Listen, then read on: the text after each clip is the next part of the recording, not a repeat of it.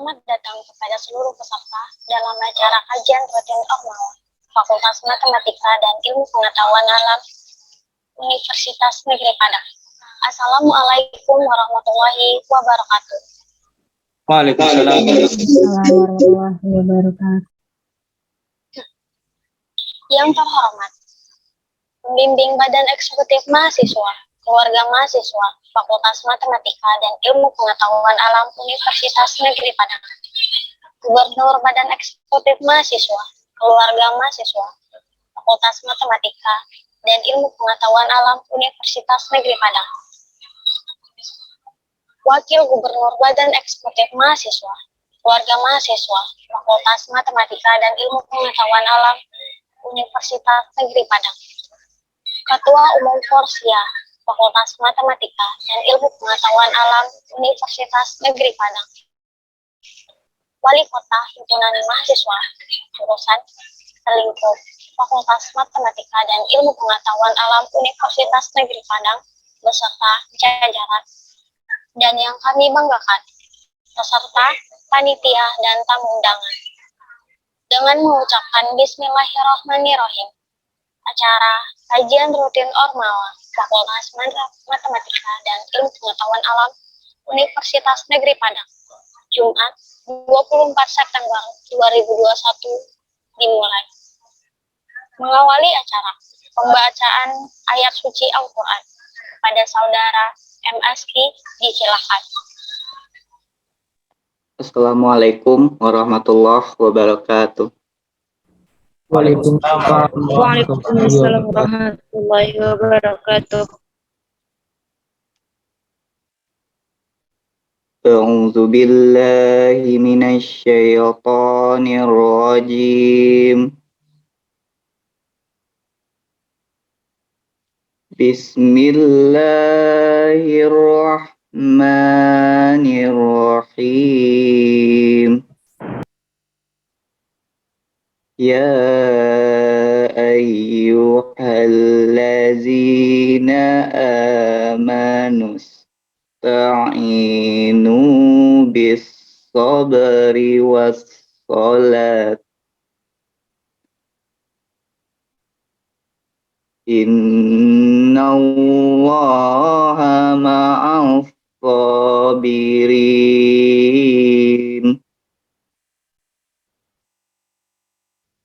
Wala takunu liman yuqtalu fi sabilillahi amwat, bal ahya'u walakin la tash'urun.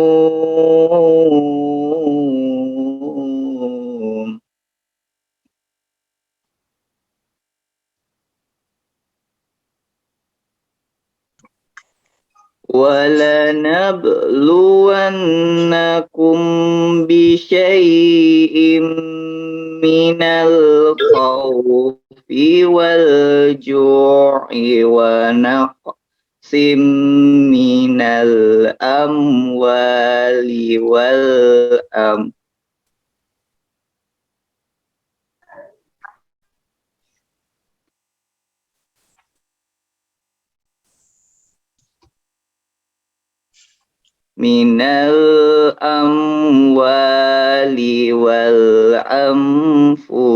was-samarat,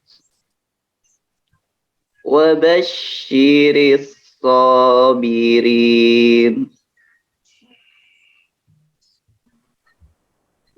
alladzina idza asabathum musibat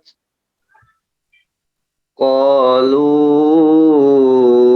inna lillahi wa inna ilaihi raji'un.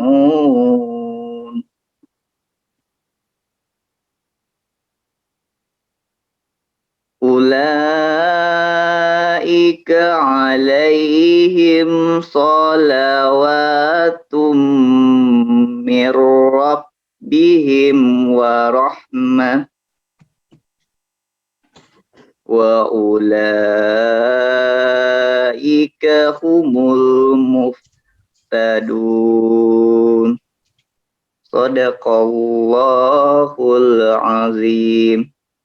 Assalamualaikum warahmatullahi wabarakatuh. Waalaikumsalam warahmatullahi wabarakatuh.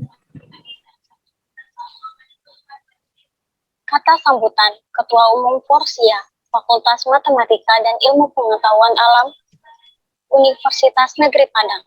Kepada Saudara Miftahul Ulhaq, disilakan. Baik, bismillahirrahmanirrahim. Assalamualaikum warahmatullahi wabarakatuh. Waalaikumsalam warahmatullahi wabarakatuh. Alhamdulillahillazi assalatu wassalamu ala asrofil anbiya'i wa mursalin wa ala alihi wa ashabihi rasulillah jamain. Puji syukur kita ucapkan pada Allah yang telah memberi rahmat dan karunia-Nya agar kita dapat berkumpul dalam via Zoom sore hari ini. Salat beserta salam tak lupa pula kita sampaikan kepada junjungan kita Nabi Muhammad SAW yang telah membawa umatnya dari alam ziliyah sampai alam yang berilmu pengetahuan hingga saat ini. Baiklah, pertama yang terhormat kepada Bapak Ibu aktivis Ormawa Selingkungan FIPA UNP, pada ketua-ketua HMJ dan juga kepada Bapak Ketua BEM dan juga beserta jajaran. Dan juga yang kami hormati dari Bapak Eko Priyanto dari PT Yakult Indonesia beserta seluruh jajaran, dan juga yang kita hormati, yang kita banggakan pada seluruh pengurus Ormawa Selingkungan FMIPA UNP. Baik. Sebelumnya terima kasih kepada pihak BEM Fakultas Matematika dan Ilmu Pengetahuan Alam yang telah memberi saya kesempatan pada sore hari ini untuk memberikan kata sambutan. Baik, kajian rutin Ormawa FMIPA UNP ini pada hari ini adalah jilid yang kedua yang bertemakan sikap dalam organisasi antara ketulusan dan pemenuhan kewajiban. Insyaallah dalam kajian rutin Ormawa ini dapat membawa hal baik dalam kita berorganisasi, juga meningkatkan silaturahmi kita antara setiap Ormawa di selingkungan FMIPA UNP, dan juga meningkatkan gairah kita dalam berorganisasi ke depannya. Insyaallah kita masih akan ada beberapa bulan lagi untuk meneruskan perjuangan kita dalam ini. Insyaallah dalam sore ini kita akan ditemani oleh pemateri yang luar biasa, yakninya Bang Basultan Hidayat SSI. Nah, beliau adalah Kabid Syiar UKK UNP 2019 dan juga Ketua Umum Forsia FMIPA UNP 2018, 3 tahun silam. Nah, mungkin hanya sekian kata sambutan dari saya. Jika ada salah jangkal mohon dimaafkan. Semoga dapat diambil manfaatnya pada sore hari ini. Hamasah. Akhiri dengan Assalamualaikum warahmatullahi wabarakatuh. Waalaikumsalam. Waalaikumsalam. Kata sambutan Wakil Gubernur Badan Eksekutif Mahasiswa Fakultas Matematika dan Ilmu Pengetahuan Alam kepada Saudara Junias Aditya, disilakan. Bismillahirrahmanirrahim. Apakah surat saya terdengar Bapak Ibu? Terdengar. Nah, baik. Bismillahirrahmanirrahim. Assalamualaikum warahmatullahi wabarakatuh. Alhamdulillahirabbil alamin wassalatu wassalamu ala asrofil anbiya'i wal mursalin wa ala alihi washabihi rasulillahi ajmain. Puji syukur kepada Allah Subhanahu wa taala yang telah memberikan rahmat dan karunia-Nya kepada kita semua sehingga kita dapat hadir di Zoom pada sore hari kali ini. Salawat beriringkan salam tidak pula kita hadiahkan kepada Nabi besar kita, yakni Nabi besar Muhammad sallallahu alaihi wasallam, yang telah membawa kita dari alam jahiliyah kepada alam yang berilmu pengetahuan pada saat sekarang ini. Yang terhormat kepada Bapak Ibu pembimbing BEM yang hadir pada hari ini. Yang terhormat kepada Ormawa selingkupan FIPA UNP. Kami hormati pemateri kita pada sore hari ini, yaitu Bang Sultan Hidayat SSI. Yang kami hormati Ketua Pelaksana Kajian Rutin Ormawa. Yang kami hormati seluruh pimpinan Ormawa selingkupan FIPA UNP. Yang kami hormati seluruh panitia KRO 2021 dan yang kami hormati seluruh aktivis FIPA UNP yang berkenan hadir di sore hari ini. Sore hari ini melalui ruang Zoom ini, Departemen PSDM atau Pengembangan Sumber Daya Mahasiswa melaksanakan salah satu program kerjanya, yaitu kajian rutin Ormawa yang kedua, yang mana ini lanjutan dari kajian rutin Ormawa yang pertama yang akan dilaksanakan 3 kali. Karena ini juga merupakan kegiatan penunjang untuk membekali mahasiswa FIPA dalam memahami berbagai persoalan religius. Selain sebagai kegiatan yang mewadahi kita untuk menambah pengetahuan agama, kegiatan ini juga bertujuan untuk menciptakan keharmonisan dan mempererat tali silaturahim antara pengurus Ormawa selingkupan FIPA UNP. Kegiatan ini dikhususkan untuk aktivis FIPA UNP yang dipercaya akan menjadi agen perubahan, khususnya di tengah masyarakat FIPA UNP. Mungkin banyaknya kekeliruan dan penyimpangan akidah Islam di kalangan mahasiswa menyebabkan kecemasan tersendiri bagi kita generasi muslim masa kini untuk mencegah serta membentengi diri kita dan lingkungan sekitar dengan masalah serius. Tentu harus ada penguatan pengetahuan agama yang kita dapatkan. Maka kepada kita semua diharapkan mempersiapkan segala sesuatu yang dibutuhkan supaya mudah dan selalu ingat terhadap ilmu yang akan kita terima hari ini. Kali ini tema yang diusung adalah sikap dalam organisasi antara ketulusan dan pemenuhan kewajiban. Yang mungkin yang KRO ini kegiatan ini yang akan diberikan materi kultum nanti oleh pimpinan IMA yang nanti akan disempurnakan oleh Ustadz kita nanti. Walaupun apa yang telah dipersiapkan kali ini mungkin tak lepas dari unsur ketidaksempurnaan dan mungkin akan ada kekurangan-kekurangan lainnya. Kami harap ilmu dan pengalaman kegiatan kita beberapa minggu ke depan akan senantiasa mendapat ridho dari Allah Subhanahu wa taala dengan terbarunya kebiasaan kita ke arah yang lebih baik lagi. Mungkin itu saja yang dapat saya sampaikan. Bila ada salah kata dan perbuatan saya, mohon maaf. Wabillahi taufiq wal hidayah. Assalamualaikum warahmatullahi wabarakatuh.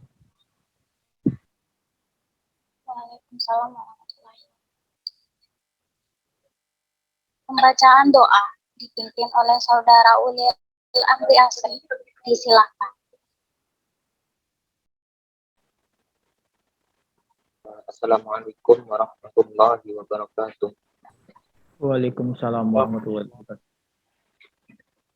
Baiklah, izinkan pada hari ini Odil memimpin doa untuk memulai acara kajian rutin Ormawa kita pada sore hari ini. Astagfirullahaladzim. Astagfirullahaladzim. Na'udzubillahi minasyaitonir rajim. Bismillahirrahmanirrahim. Alhamdulillahi rabbil alamin. Hamdan syakirin, hamdan na'imin, hamdan yu'afi ni'amahu wa yukafi'u mazidah.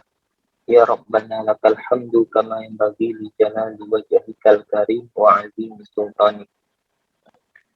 Allahumma ighfir lana dhunubana wa liwalidina warhamhuma kama rabbayani shaghira wa li jaddina wa li jaddatina wa liman sya'ibtina wa liman hadarana wa liman ghaba anna وللجميع المسلمين والمسلمات والمؤمنين والمؤمنات الأحياء منهم والأموات إنك سميع قريب مجيب الدعوات ويا قاضي الحاجات. اللهم عافنا في بداننا Allahumma afina fi sam'ina, Allahumma afina fi basarina, Allahumma inni a'udzubika min azabi jahannam wa min azabil qabri wa min fitnatil mahya wal mamat wa min syarri fitnatil masih dajjal. Allahumma dafa'anna al-bala wal bala wal waba wal fahsya wal munkar. Ya Allah, ya Tuhan kami, pada sore hari ini kami melaksanakan kajian rutin Ormawa, ya Allah. Dengan rahmat dan hidayah-Mu, jadikanlah kegiatan kami pada sore hari ini bernilai ibadah dan bernilai ilmu yang bermanfaat bagi kami, ya Allah.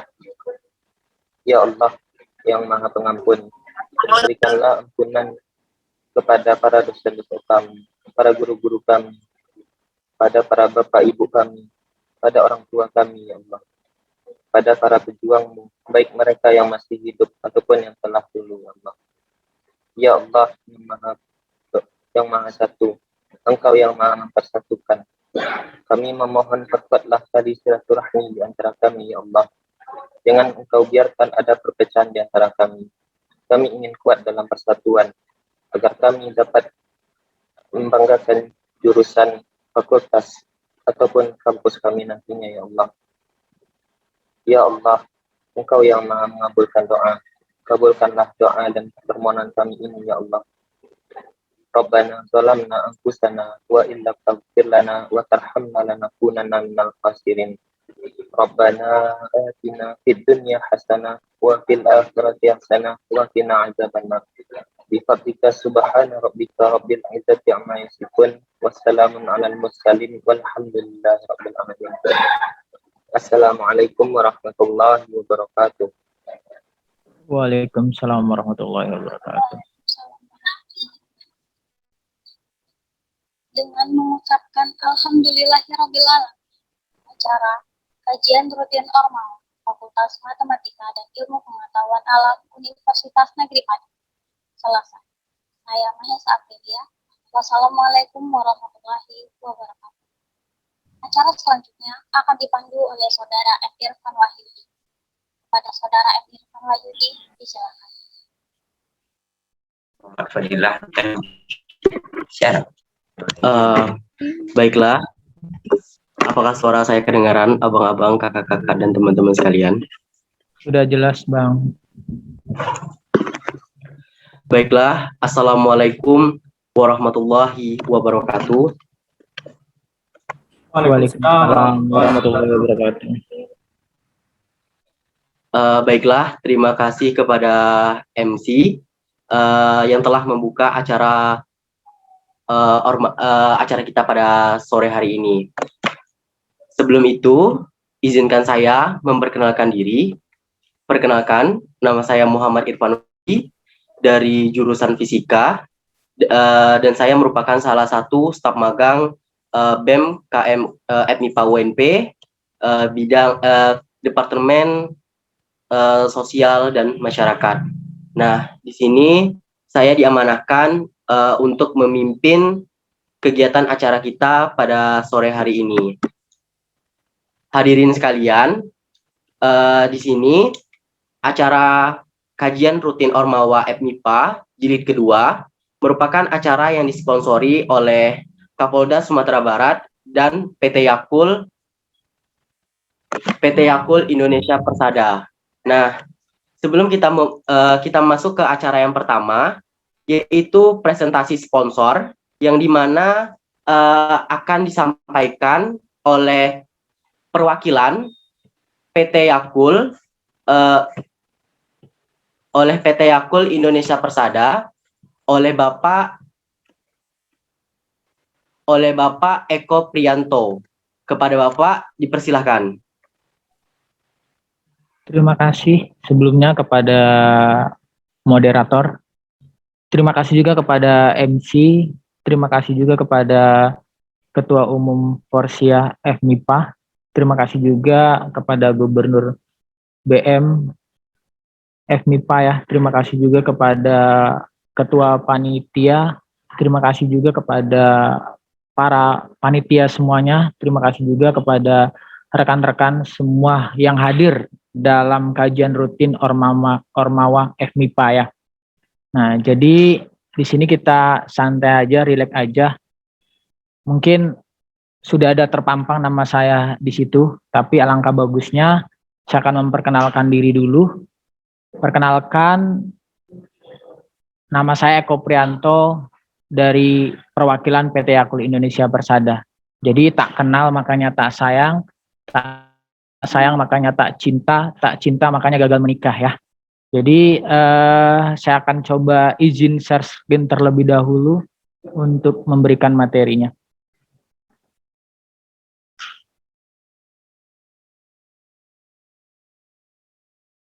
Rekan-rekan di sini, apakah sudah pada minum Yakult? Sudah, Pak. Sudah, alhamdulillah, terima kasih ya. Mungkin ada yang belum minum Yakult? Oke, sudah terlihat. Mohon maaf, saya izin share-nya. Materinya sudah terlihat. Alhamdulillah sudah terlihat, Pak. Sudah terlihat ya. Nah, jadi hari ini materinya kita mengenai PHBS untuk meningkatkan daya tahan tubuh. Jadi sebenarnya apa itu PHBS? PHBS itu kepanjangan dari perilaku hidup bersih dan sehat. Nah, definisinya apa? Sekumpulan atas dasar kesadaran sebagai hasil pembelajaran seseorang, keluarga atau kelompok yang mampu menolong dirinya sendiri di bidang kesehatan dan berperan aktif untuk mewujudkan kesehatan masyarakat. Dikutip dari Kementerian Kesehatan tahun 2018. Nah, mungkin ini tidak asing lagi buat rekan-rekan ya. Ini biasanya terpampang di beberapa puskesmas. Nah, inilah 10 perilaku hidup bersih dan sehat. Jadi apapun gaya hidup bersih dan sehat perilakunya. Contoh, lakukan persalinan di fasilitas kesehatan, di puskesmas atau di klinik untuk keluarganya. Memberi bayi ASI eksklusif selama 2 tahun, menimbang balita setiap bulan di posyandu, kemudian makan buah dan sayur setiap hari. Yang kelima adalah melakukan aktivitas fisik setiap hari, olahraga rutin, menggunakan air bersih dengan minum ya. Kemudian mencuci tangan dengan air bersih pakai sabun di air mengalir, karena apalagi kondisi pandemi saat ini.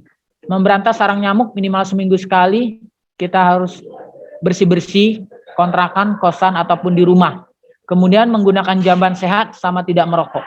Artinya, ini yang harus kita lakukan setiap harinya untuk bagaimana dalam Islam itu kebersihan adalah sebagian dari iman. Kemudian 3 fokus utama PHBS terkait imunitas tubuh kita. Yang pertama, cuci tangan dengan air bersih mengalir pakai sabun. Kemudian melakukan aktivitas fisik. Yang ketiga, makan dengan gizi yang seimbang. Kita akan bahas satu persatu. Selanjutnya, mengapa penting untuk mencuci tangan? Yang pertama, kita sering menyentuh mata, hidung, dan mulut. Ini biasanya tanpa kita sadari, ini penyebab penularan COVID-19 juga ya. Kemudian, kuman juga berasal dari makanan, dan beberapa mampu memperbanyak di dalam makanan. Ketika kita mau beli sesuatu, tolong cek higienitasnya. Kemudian yang ketiga, kuman dapat berpindah ke suatu objek atau benda. Nah, ketika rekan-rekan di sini nongkrong atau pergi ke pasar atau tempat bermain, itu silakan jaga jarak, pakai masker, kemudian juga itu sering cuci tangan. Yang keempat, cuci tangan juga dapat mencegah penyakit diare, saluran pernapasan, serta membantu mencegah infeksi pada kulit dan mata. Artinya, selain kita berwudu di sini 5 waktu sehari semalam, kita dianjurkan juga untuk sering-sering mencuci tangan.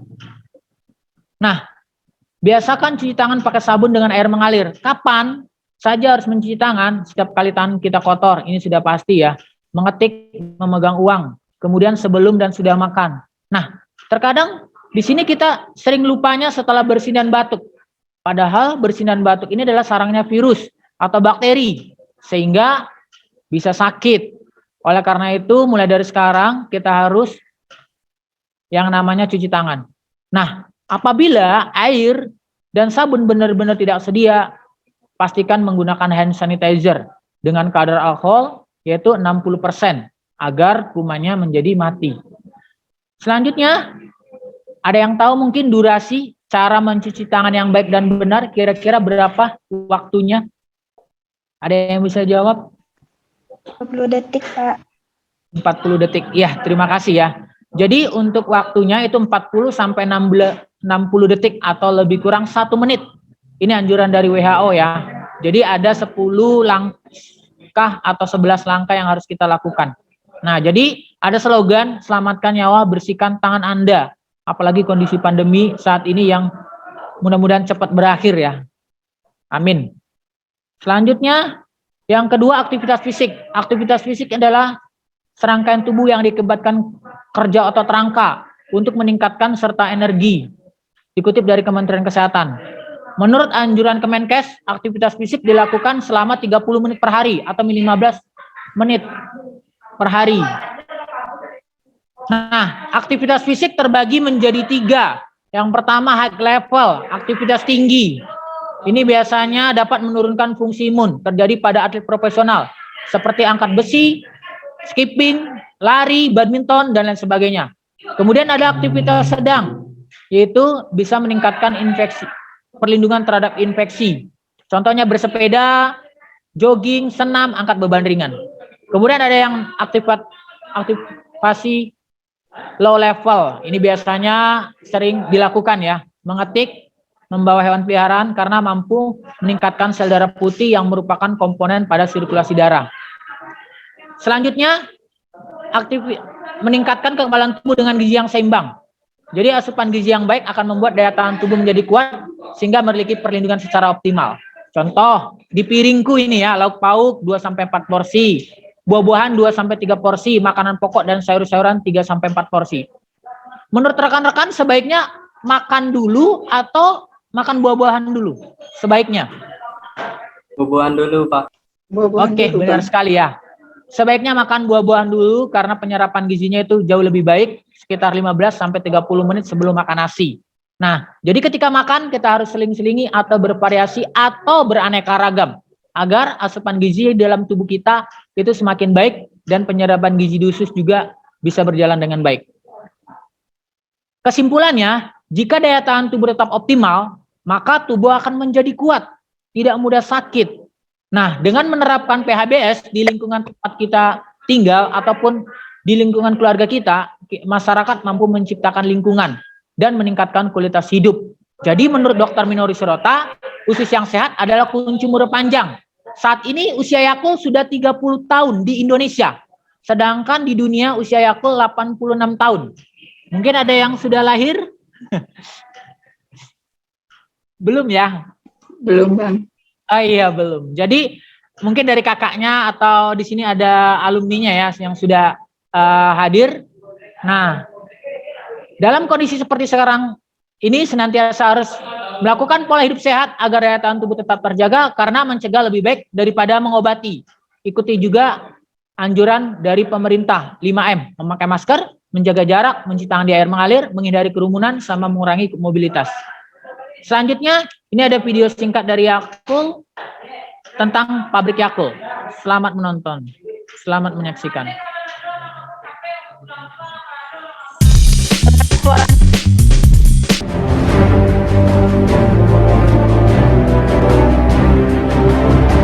Kebutuhan organisme dalam tubuh terhadap asupan makanan membuat fungsi-fungsi tubuh berjalan dengan optimal. Tapi asupan makanan yang kita makan tidak semuanya dapat diserap oleh tubuh. Bahkan makanan dapat juga meninggalkan residu dalam tubuh, yang akhirnya dapat merugikan kesehatan. Dalam usus, ada lebih dari 100 triliun bakteri, terdiri dari bakteri baik dan bakteri merugikan atau bakteri jahat. Lactobacillus sirota strain dapat menaklukkan berbagai hambatan fisiologis seperti asam lambung dan cairan empedu sehingga dapat mencapai dan bertahan hidup dalam usus manusia dan menjaga flora usus agar seimbang dengan menekan jumlah bakteri jahat dan memperbanyak jumlah bakteri baik. Selain itu, dari dalam usus, bakteri ini membantu mengaktifkan sel-sel kekebalan tubuh. Karena dari usus inilah terciptanya kekebalan tubuh dan menjadi awal bagaimana usus dapat mempengaruhi kesehatan dan ketahanan tubuh dari berbagai penyakit. Nah, ini bahan-bahan Yakult alami. Dalam setiap botol Yakult terdiri dari bahan-bahan air, sukrosa, susu bubuk skin, glukosa, LKC Sirota Strain, perisai Yakult,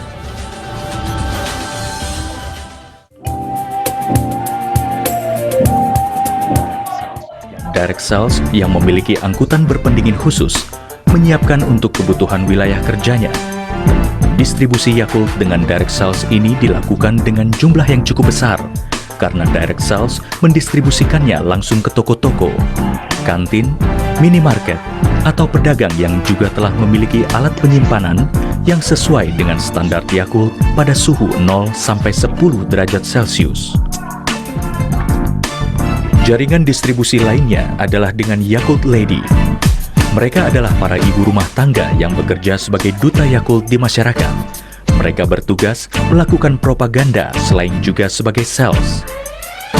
Dengan Yakult, kini para ibu rumah tangga biasa telah menjadi ibu rumah tangga yang luar biasa karena lebih berdaya untuk keluarga dan masyarakatnya. Cintai ususmu, minum Yakult tiap hari. Jadikan hidupmu hidup yang lebih sehat. Bakteri baik, Alkasi Shiroktastrain, menekan bakteri jahat. Lebih dari 100 penyakit berasal dari usus. Yakult dengan Alkasi Shiroktastrain dapat menekan pertumbuhan bakteri jahat. Cintai ususmu, minum Yakult tiap hari.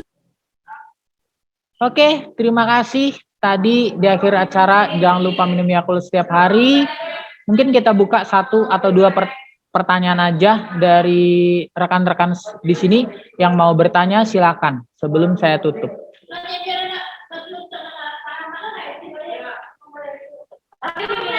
Baik, kepada rekan-rekan mungkin ada yang ingin ditanyakan mengenai bagaimana sih berperilaku hidup bersih dan sehat khususnya di masa pandemi ini. Nah, baik, kepada rekan-rekan dipersilakan jika ada.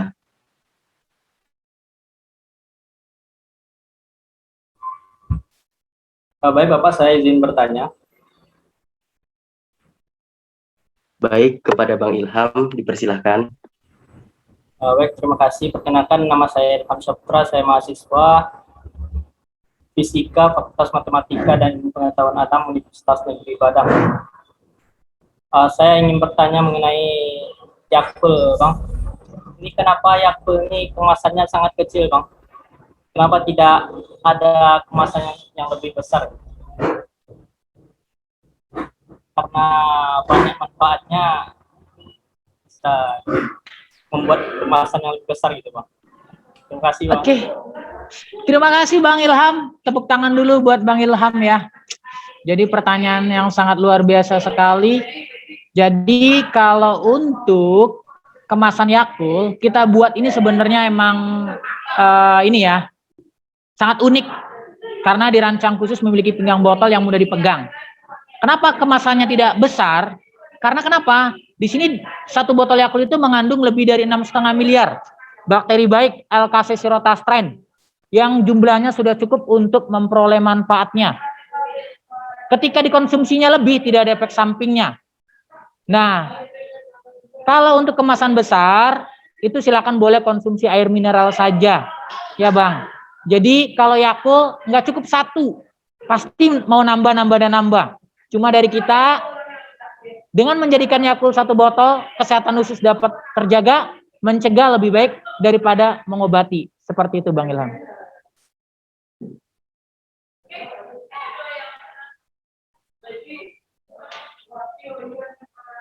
Ada lagi? Karena waktu saya tinggal 1 menit lagi. Baik, bagaimana kepada rekan-rekan sekalian? Apakah ada yang ingin ditanyakan lagi nih mengenai perilaku hidup bersih atau sehat, ataupun mengenai kemasan Yakult juga boleh. Mungkin bisa ditanyakan.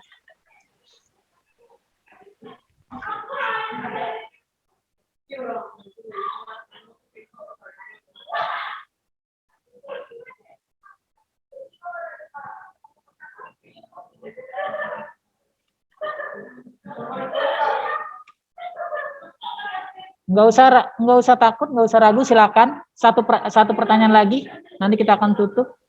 Izin bertanya, Bang. Rame kan? Silakan 1 orang.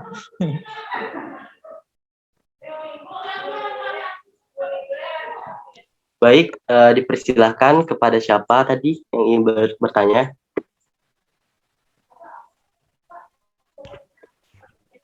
silakan Kak Anissa tadi kayaknya mau bertanya, boleh? Oke, baik. Izin bertanya Bang, berapa sih, ada nggak sih batasan usia minimum kita konsumsi Yakult gitu Bang? Karena saya kan punya keponakan bayi nih Bang, apakah bisa bayi itu mengkonsumsi? Nah, itu aja, terima kasih. Oke, terima kasih Kak Anissa. Jadi, boleh nggak anak kecil minum Yakult? Yakult sudah boleh diminum sejak usia bayi 6 bulan, yang sudah dikasih makan tambahan. Yang sudah dikasih makan tambahan, tapi pemberian secara bertahap, sedikit-sedikit. 1 sendok Yakult dicampur sama 2 sendok air kuku, baru dikasih ke balitanya. Tapi kalau udah 1 tahun ke atas, anak-anak, remaja, dewasa sampai lansia, silakan boleh 1 botol, boleh lebih, tidak ada efek sampingnya. Karena yang tadi sudah dijelaskan, bahan-bahan Yakult itu bahannya alami, tidak ada efek sampingnya, aman dikonsumsi. Rasanya juga enak dan segar.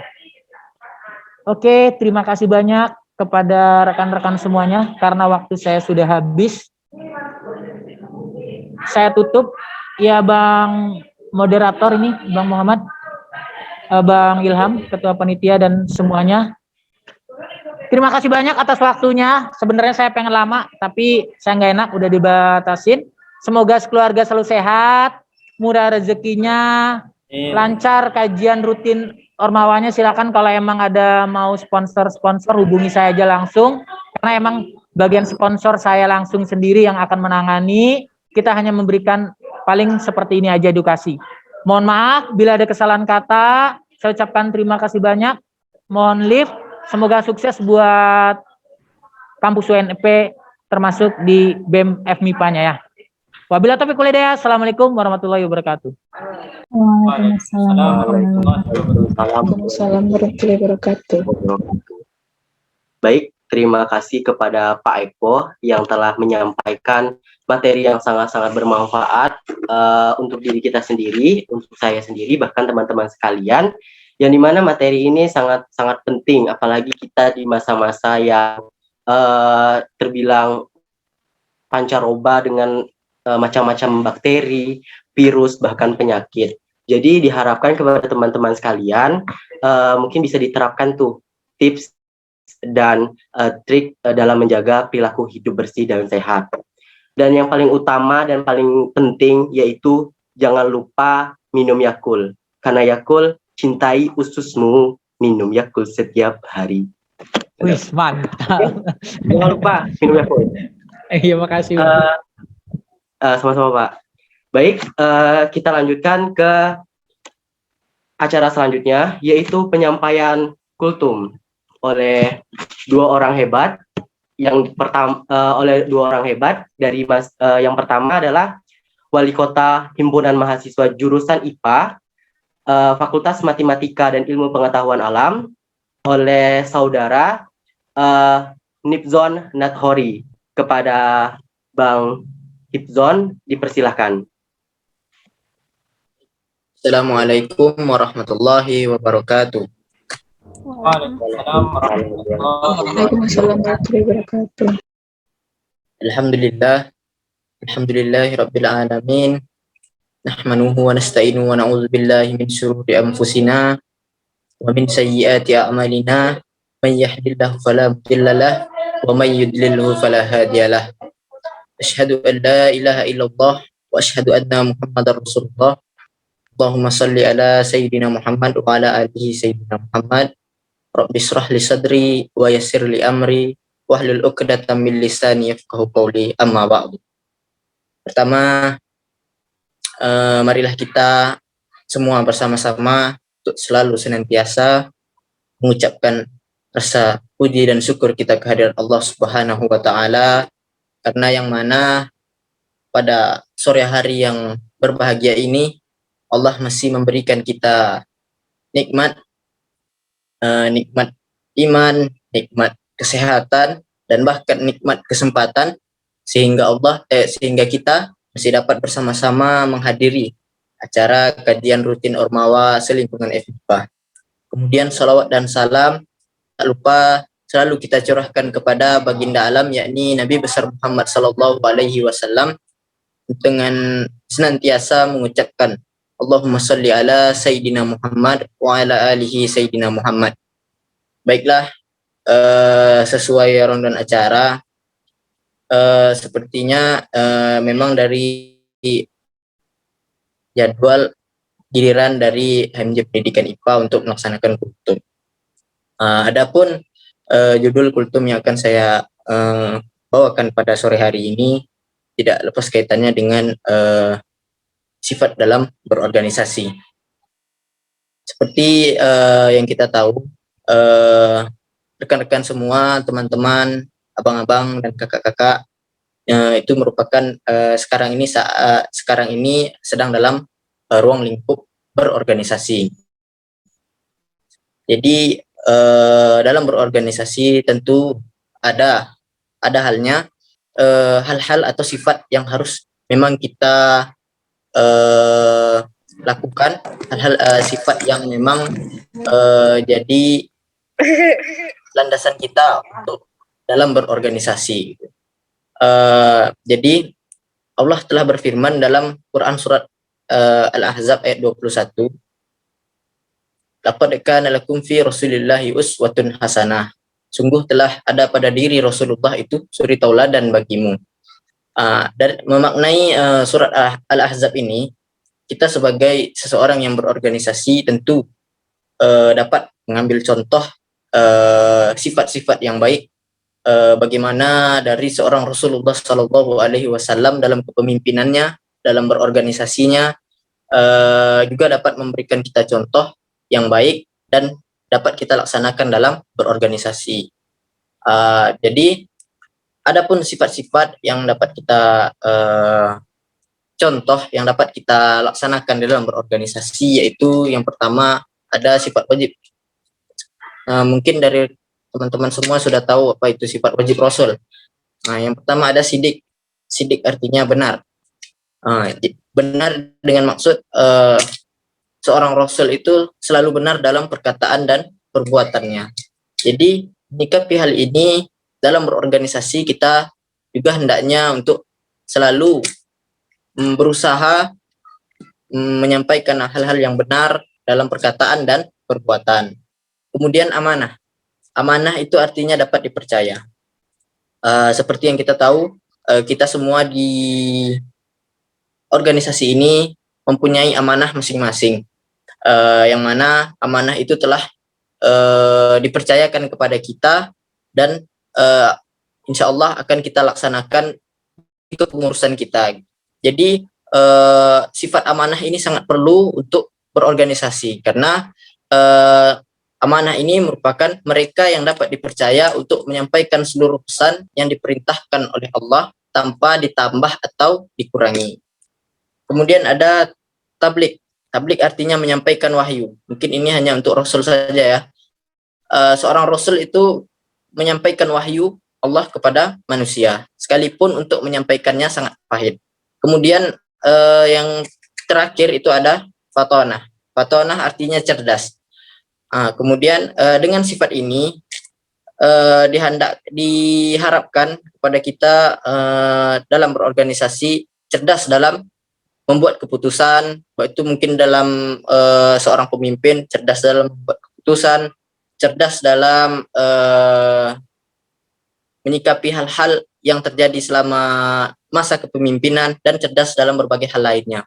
Mungkin itu 4 sifat wajib Rasul yang dapat kita tauladani dalam berorganisasi. Kemudian berbicara tentang berorganisasi, mungkin tidak lepas dari katanya pemimpin, karena dalam suatu organisasi itu ada yang namanya pemimpin. Pemimpin itu dalam Islam merupakan suatu panggilan yang sangat mulia dan perintah dari Allah yang menempatkan dirinya sebagai makhluk pilihan sehingga tumbuh dalam dirinya kehati-hatian, menghargai waktu, hemat, produktif, dan memperlebar kasih sayang antar sesama manusia.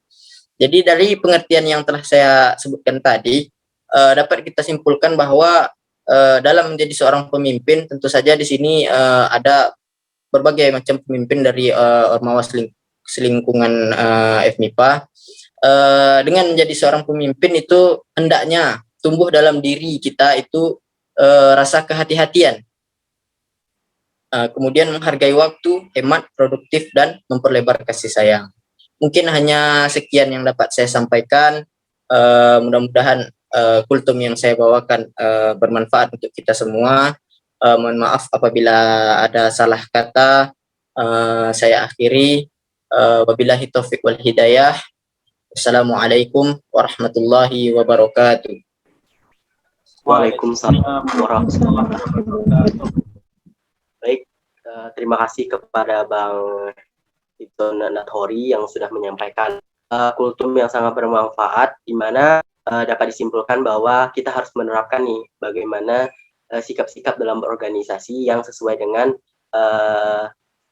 sikap-sikap yang diajarkan oleh Rasulullah. Baik, kita lanjutkan ke penyampaian kultum kedua yang tidak kalah hebat dari Bang siapa namanya? Dari Wali Kota Himpunan Mahasiswa Jurusan Fisika, yang dimana ini diwakili oleh staf ahli kerohanian, yaitu Bang Renaldi Siregar. Baiklah, kepada Bang Renaldi Siregar dipersilakan. Assalamualaikum warahmatullahi wabarakatuh. Waalaikumsalam warahmatullahi wabarakatuh. Alhamdulillahi rabbil alamin ala kulli hali wa fi kulli hali wa ala kulli ni'matih. Summa salatu wassalamu ala Rasulillahi sallallahu alaihi wasallam wa ala alihi wa sahbihi wa sallaman tasliman katsira. Amma ba'du. Sebelumnya Bang Randi meminta izin tidak dapat membersamai kita pada kegiatan kali ini, dan diwakili oleh saya secara pribadi untuk menyampaikan kultum dari Himpunan Mahasiswa Fisika Universitas Negeri Padang. Segenap rekan-rekan mahasiswa, pimpinan dan juga pengurus Ormawa selingkungan FMIPA Universitas Negeri Padang.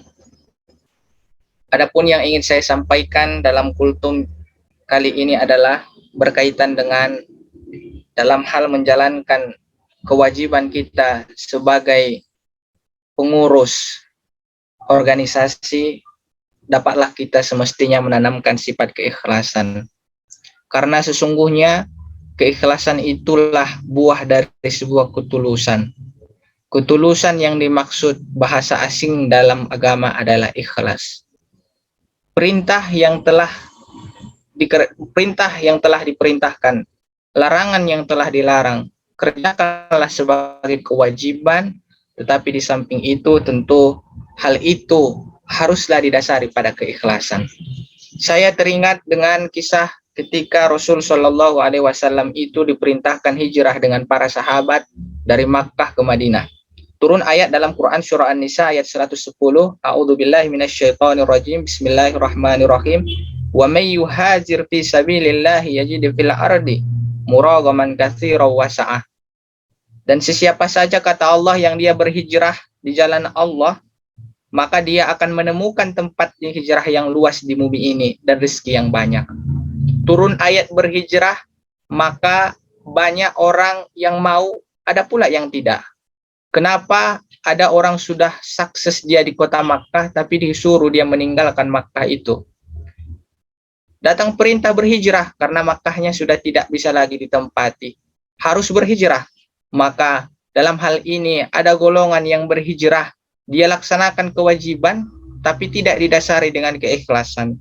Ada pula orang yang melaksanakan kewajiban didasari dengan keikhlasan. Demikianlah hadis yang sering kita dengar, innamal a'malu binniyat. Sesungguhnya amal apa saja bentuknya itu tergantung kepada niatnya. Wa innamal li'imrim ma nawa. Sesuatu itu dia dinilai berdasarkan apa yang diniatkan. Maka kata Rasul Shallallahu Alaihi Wasallam, "Faman kanat hijratuhu ilallahi wa rasulihi." Kalau orang itu tadinya dia melaksanakan perintah, melaksanakan kewajiban hijrah karena Allah dan Rasulnya, fahijratuhu ilallahi wa rasulih, maka sampailah niat hijrahnya kepada Allah dan Rasulnya. Tapi ada orang yang berhijrahnya dia melaksanakan perintah, kewajiban hijrah dia kerjakan, tetapi tidak dilandasi pada keikhlasan. Wa man kanat hijratuhu lidunya aw yusibuha.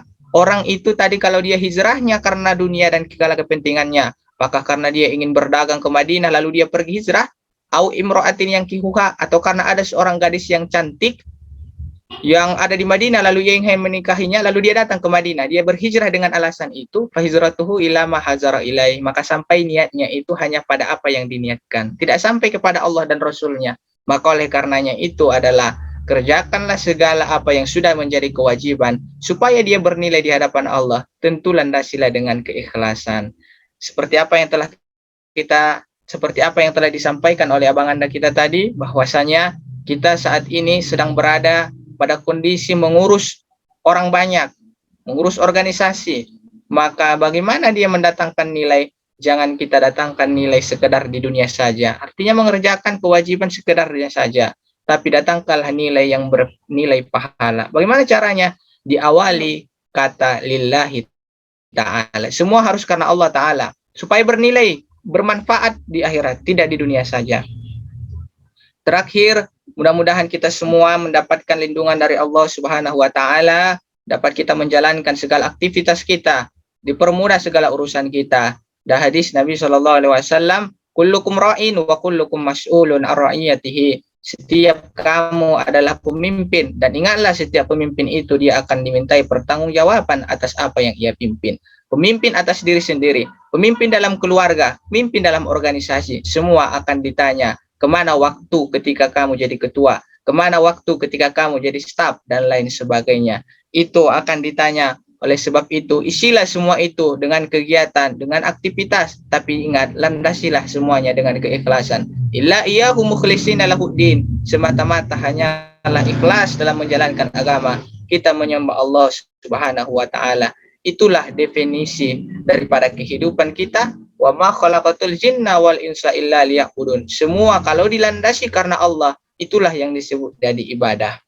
Demikianlah yang dapat saya sampaikan. Kurang janggalnya saya mohon maaf. Mudah-mudahan apa yang saya sampaikan bermanfaat bagi kita semua. Akhirul kalam ini, billahi taufiq wal hidayah. Assalamualaikum warahmatullahi wabarakatuh. Waalaikumsalam warahmatullahi wabarakatuh. Baik, terima kasih kepada Bang Renaldi Siregar yang telah menyampaikan kultum yang sangat bermanfaat pada sore hari ini. Baik, langsung saja kita masuk ke acara inti kita.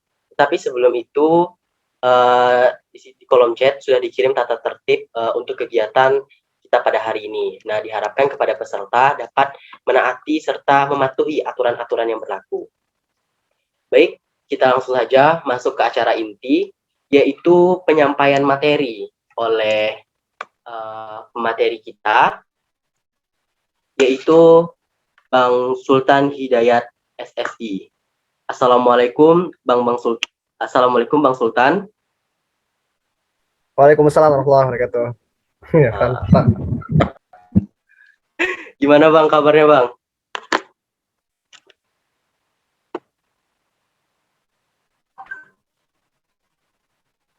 Alhamdulillah, Bang sehat.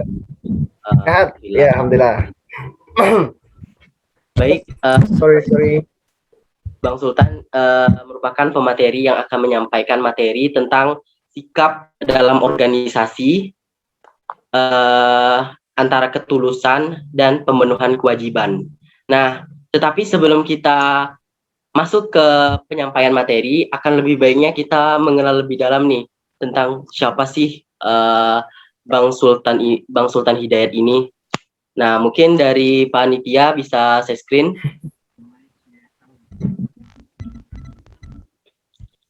Baiklah, ini merupakan CV dari Bang Sultan Hidayat. Nah, di mana nama lengkap Bang Sultan ini adalah Bang Sultan Hidayat, yang di mana merupakan salah satu alumni dari Universitas Negeri Padang. Nah, dari tahun 2015 sampai tahun 2020. Nah, dapat hadirin lihat, Bang Sultan ini sering mengikuti beberapa organisasi, bahkan meraih beberapa prestasi selama berkuliah di Universitas Negeri Padang. Nah, yang saya tahu, setahu saya sekarang Bang Sultan merupakan salah satu mahasiswa prestasi yang mendapatkan beasiswa untuk berkuliah menempuh pendidikan di negara Sakura, yaitu Jepang. Nah, jadi pemateri kita ini merupakan pemateri yang sangat hebat, yang tentunya banyak sekali ilmu-ilmu yang harus kita dapatkan dari Bang Sultan. Baik, untuk mempersingkat waktu, langsung saja kepada Bang Sultan Hidayat SSI, dipersilahkan untuk menyampaikan materinya. Kepada Bang Sultan, dipersilahkan.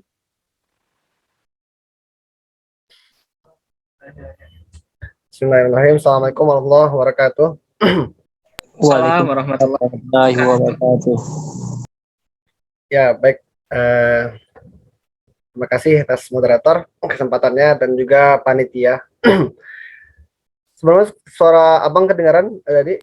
Bisa bang. Alhamdulillah kedengaran.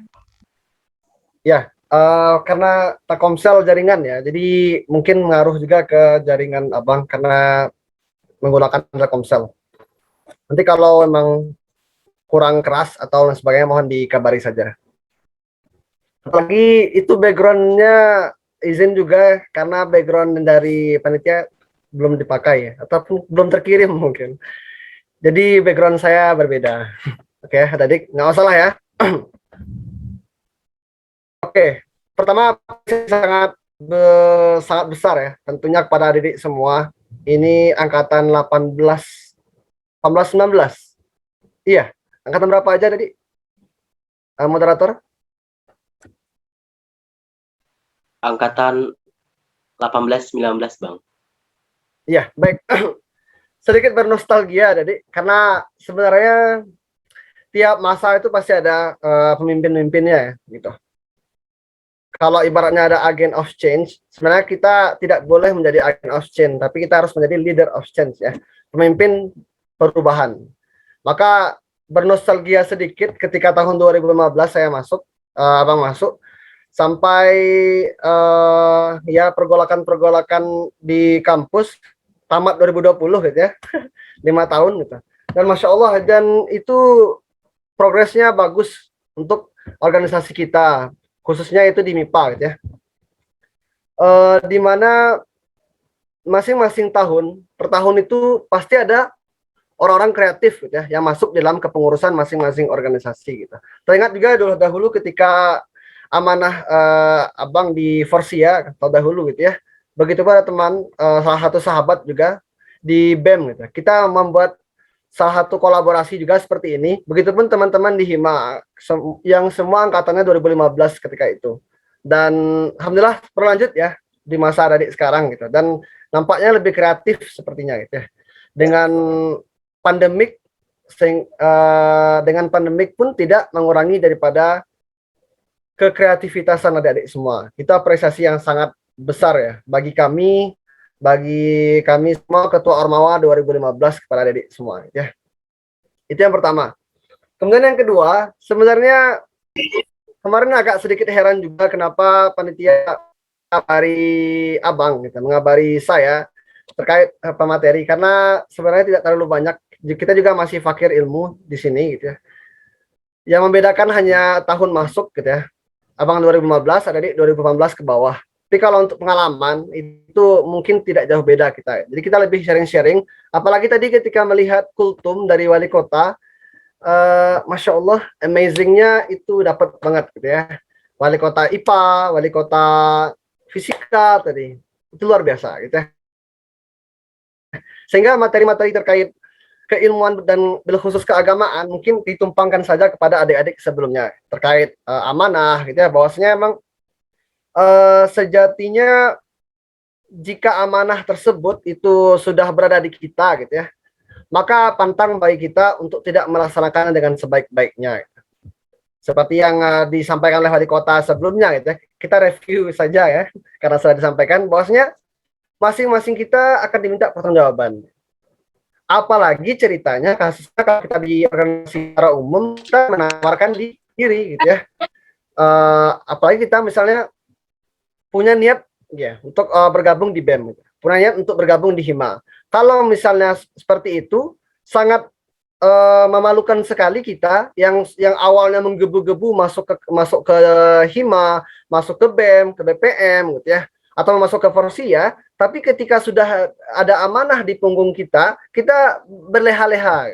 Itu sangat memalukan ya sebenarnya. Kenapa gitu Bang? Karena dimulai dari niat kita tadi gitu.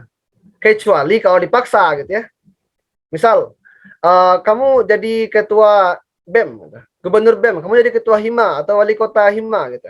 Nah, kalau seperti itu bolehlah gitu. Kalau kita terpaksa. Tapi kalau kita mengajukan diri sendiri gitu dan kita memutuskan sendiri, maka pantang surut ya. Gitu adik. Gitu. Itu secara prinsipnya gitu ya. Apalagi dalam agama kita, jikalau amanah tersebut sudah ada di pundak kita, maka itu akan diminta pertanggungjawabannya, meskipun sedikit, meskipun amanah tersebut tidak besar. Katakanlah, Bang, saya enggak ketua, Bang, saya pun enggak ketua bidang, saya hanya anggota. Barangkali kalau kayak gitu, enggak perlulah saya keras-keras ataupun saya semangat, Bang, kan ada ketua. Nah, apalagi mindset seperti itu ada di.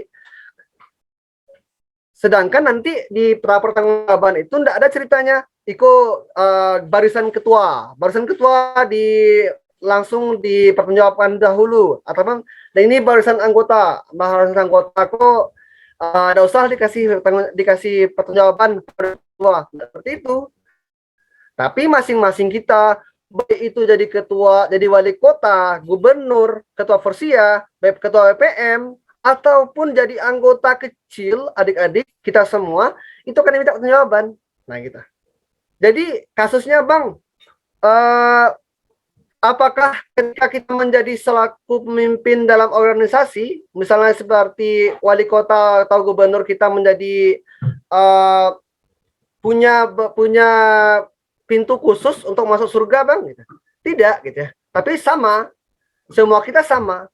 Baik adik yang di anggota, misal dia daftarnya sebagai mau jadi kepala bidang nih, tapi gara-gara mungkin ketika dia wawancara atau apa dia gagal jadi anggota, terus dia surut deh gitu. Yang awalnya dia semangat sekali bikin program, tapi karena nggak dikasih amanah surut dia gitu.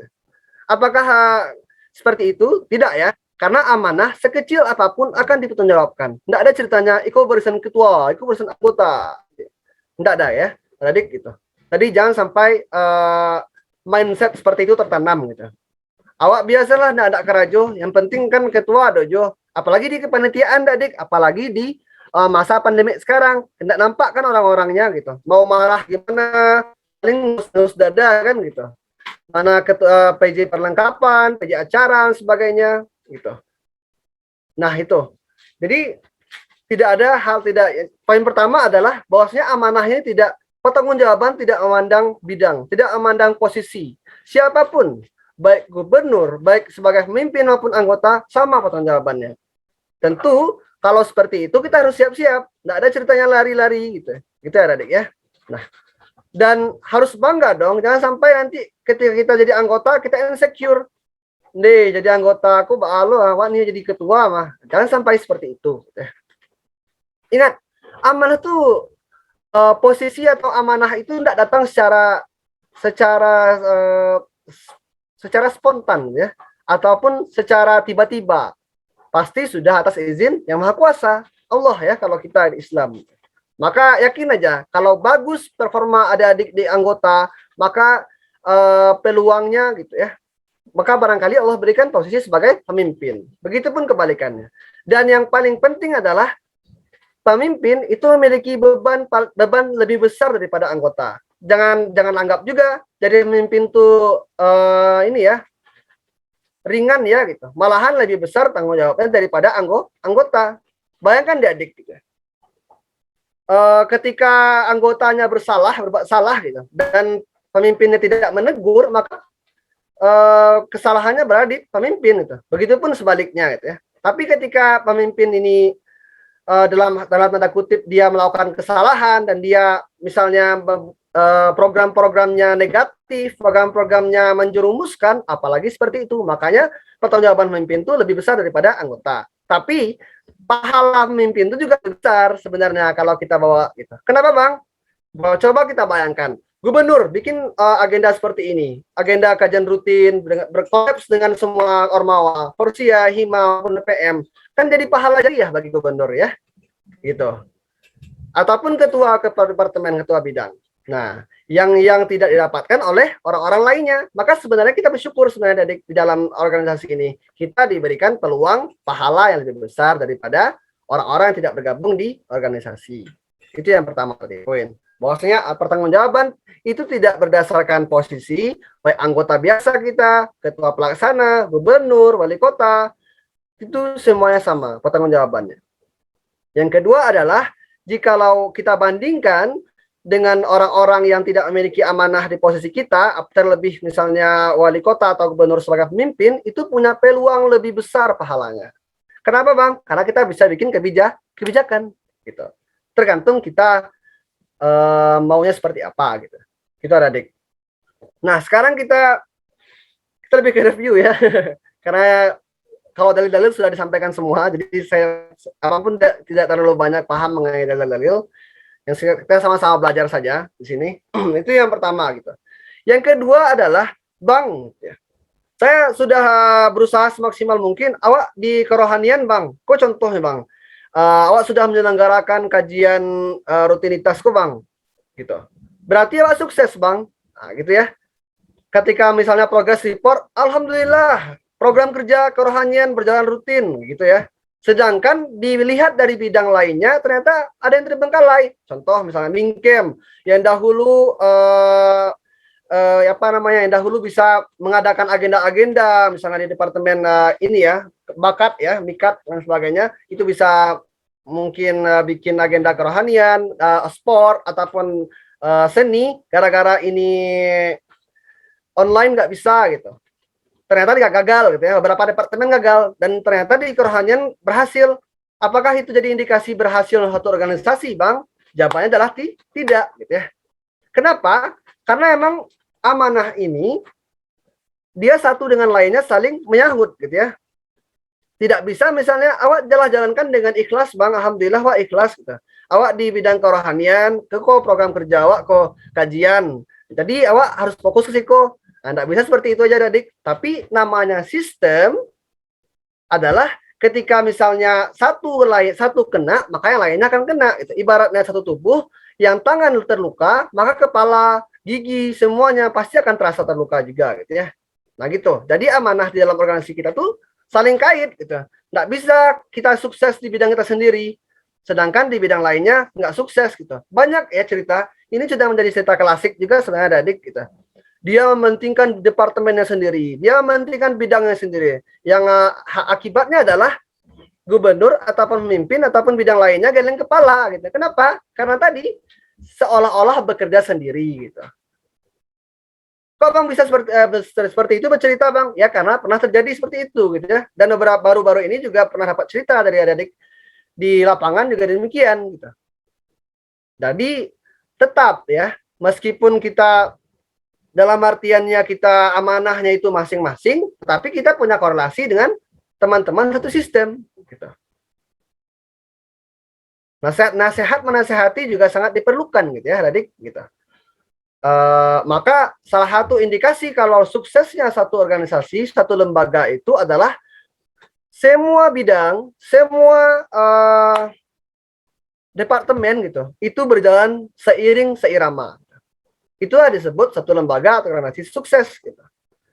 Maka ketika ada salah satu aja mencolok, misalnya di bidang katakanlah di bidang yang keagamaan saja mencolok, ataupun katakanlah di bidang kesenian aja mencolok, ataupun katakanlah di bidang kaderisasi aja mencolok, tapi bidang lainnya enggak, berarti itu belum sukses gitu. Siapa yang menjadi tanggung jawabnya Bang? Pertama adalah pemimpinnya, yang kedua adalah orang-orang di dalamnya gitu. Jadi karena dia satu tubuh, maka wajib saling mengingatkan. Gitu ada Dik. Itu terkait tanggung jawab gitu ya, amanah ini gitu. Kalau kita libatkan tentang pentingnya amanah ini gitu ya. Nah, berikutnya kenapa penting juga gitu ya menjaga amanah ini? Seperti yang telah disampaikan gitu ya oleh kultum wali kota sebelumnya, bahwasanya memang amanah ini salah satu akan diminta pertanggungjawaban salah satunya gitu. Dan begitu pun sejarah-sejarah, kisah-kisah dahulu pun juga sangat mengutamakan amanah gitu ya. Contoh lagi, kita ingat kembali ya kisah Khalid bin Walid gitu ya, panglima perang gitu. Ketika diminta gitu ya, beliau sangat disanjung-sanjung ya ketika itu gitu, karena sebagai panglima yang bijaksana ketika itu di zaman Khalifah Umar bin Khattab gitu ya. Karena dia nyaris tidak pernah kalah gitu dalam memimpin gitu. Tapi tiba-tiba dapat surat dari Umar bin Khattab Nah, bayangkan dapat surat dari Umar bin Khattab, apa isi suratnya, Bang? Isi suratnya adalah meminta Khalid bin Walid mengundurkan diri gitu. Gitu, seperti itu gitu. Sehingga coba bayangkan Adik, kalau kita gitu ya, misal sebagai gubernur ataupun wali kota, tiba-tiba ada surat dari ya, orang atas, misalnya pihak Kasubag MIPA dan sebagainya, dikasih surat, kamu mengundurkan diri gitu ya. Pasti shock gitu ya. Dan enggak terima ya. Kenapa kok seperti ini gitu ya. Nah, gimana dengan Khalid bin Walid, Bang, ketika itu? Nah, Khalid bin Walid kemudian menanyakan kenapa, apa kesalahan saya, begitu mungkin ya. Dan disampaikan Umar bin Khattab itu enggak mau Khalid bin Walid kalau ketika dia terkenal dia lupa dengan Allah gitu ya. Kok gitu, Bang? Iyalah gitu ya. Ketika amanahnya besar, tentu godaannya besar gitu. Bayangkan Adik, katakanlah diri kita sendiri aja gitu ya. Ketika posisi kita di BEM, tentu adalah rasa bangga gitu yang semisal mungkin tidak kita manage ya, tidak kita porsikan dengan baik, itu akan menjadi riak gitu. Begitu pun Adik di Hima, Adik di BPM, di Forsia gitu. Pasti ada rasa riaknya, bangganya, apalagi ketemu maba kan, apalagi maba minta tanda tangan. Ada lagi gitu ya. Maka hal-hal demikianlah kenapa Umar bin Khattab itu kasih surat kepada Khalid bin Walid. Saya tidak mau kamu itu terjerumus dalam ujub gitu ya, dalam keriaan diri gara-gara sering dipuji. Nah, karena alasan itulah Khalid bin Walid menangis ternyata Adik, berterima kasih malah terhadap Umar bin Khattab. Kenapa, Bang? Ternyata Umar tuh baik loh gitu. Umar tuh peduli sama Khalid bin Walid, makanya diambil lagi amanahnya gitu. Nggak kebayang kalau itu terjadi di gubernur kita gitu ya. Tiba-tiba amanah gubernur diambil, lalu apa terjadi gitu ya. Dan ataupun terhadap wali kota. Dan apa terjadi, Bang, setelah itu? Ternyata setelah diambil pun amanahnya, si Khalid bin Walid tetap bekerja maksimal meskipun sebagai anggota. Nah, apa pula ibrahnya, Bang, dari itu? Bahwasanya ternyata kontribusi kita itu tidak hanya bergantung pada posisi kita gitu ya. Baik posisi kita sebagai ketua tadi, ataupun ketika kita copot amanah kita, ketika tanggung jawab kita tidak lagi di BEM, tidak lagi di misalnya di Hima, kita berkontribusi gitu ya. Karena masing-masingnya itu pasti akan mendapatkan balasan. Nah, itu ada Adik.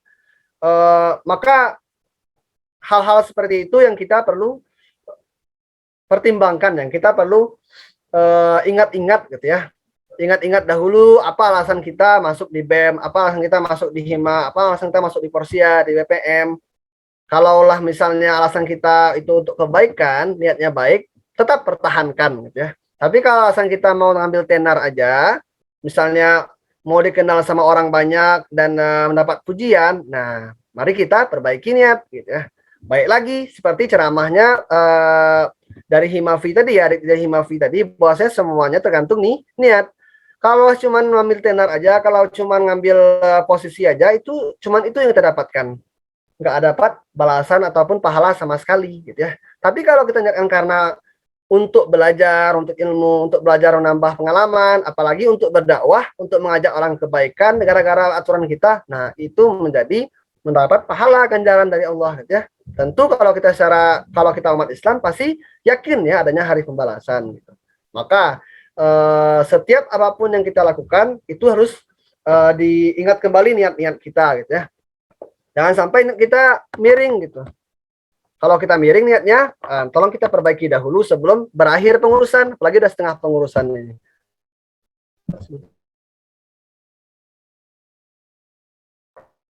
Baik, ya, kita mungkin agak nyerocos saja. Maaf sekali Adik, karena PPT juga sengaja tidak dibuatkan gitu ya. Mengingat Judulnya pun itu cukup umum gitu. Nah, itu perihal amanahnya tadi gitu ya. Bahwasanya si Khalid itu banyak belajar dari Khalid bin Walid ya, dimanapun posisi ketika diambil ataupun diambil kembali amanah, jangan buyar gitu ya.